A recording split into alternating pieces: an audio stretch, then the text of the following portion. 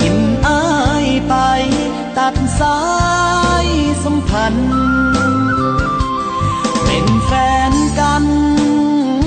ก็นานหลายปีแดมเบอรี่ในสมองมันเลยจำมัน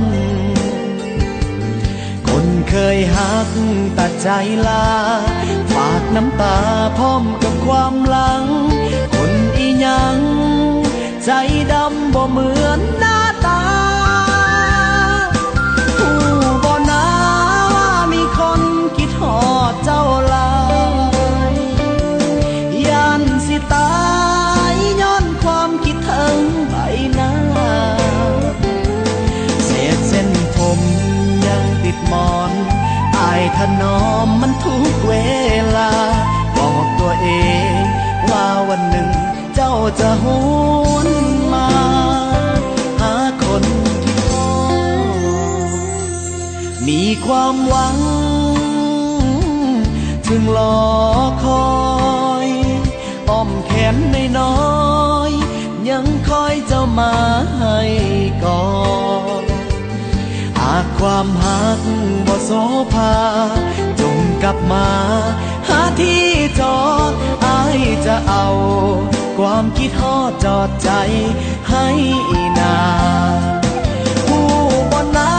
ว่ามีคนคิดฮอดเจ้าหลายยันสิตายย้อนความคิดถึงใบหน้าเศษเส้นผมยังติดหมอนอายถนอมมันทุกเวลาบอกตัวเองว่าวันหนึ่งเจ้าจะหวนมาหาคนคิดฮอดมีความหวังถึงรอคอยอ้อมแขนน้อยๆยังคอยเจ้ามาให้ก่อนหากความหักบ่โสภาจงกลับมาหาที่จอดอ้ายจะเอาความคิดฮอดจอดใจให้นาหากความหักบ่โสภาจงกลับมา